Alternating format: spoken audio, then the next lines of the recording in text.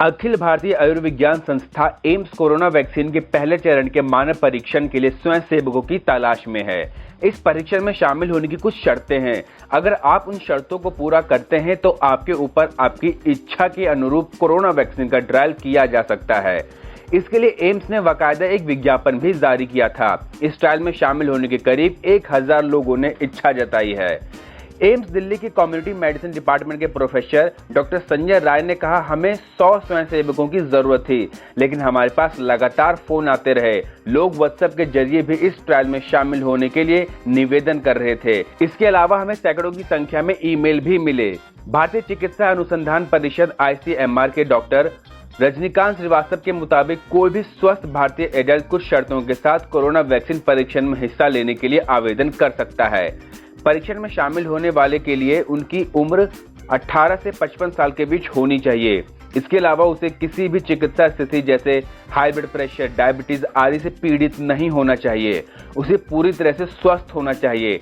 Trial में शामिल होने वाले प्रतिभागी को यदि चोट लगती है या कोई रिएक्शन होता है तो उस परिस्थिति में मुआवजे को छोड़कर किसी भी प्रतिभागी को कोई पैसा नहीं दिया जाता है। एम्स के डॉक्टर राय ने कहा, इस परीक्षण में शामिल होने के लिए आवेदन करने की एक व्यवस्था बनी हुई है। प्राप्त आवेदनों में से पहले आओ पहले पाओ के बेसिस पर चुनाव किया जाता है। मापदंड पूरे करने वाले पहले 100 आवेदकों को परीक्षण के लिए चुना जाता है। आमतौर पर लगभग 25 से 30% एप्लीकेशंस को बफर के रूप में अलग रखा जाता है। एक बार बेसिक स्क्रीनिंग हो जाने के बाद आवेदकों को उन परीक्षणों से गुजरना पड़ता है। सबसे पहले इनकी कोविड-19 की जांच की जाती है।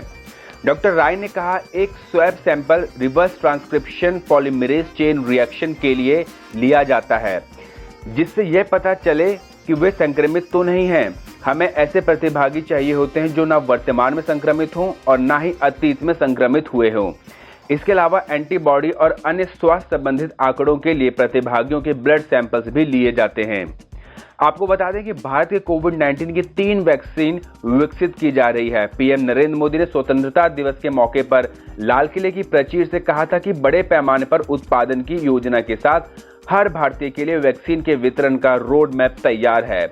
केंद्रीय ड्रग कंट्रोलर ने भारतीय चिकित्सा अनुसंधान परिषद ICMR और भारत बायोटेक की कोवैक्सीन, जायडस कैडिला की जाइकोव डी और ऑक्सफोर्ड यूनिवर्सिटी एस्ट्राजेनेका की वैक्सीन को मानव परीक्षण की इजाजत दे दी है।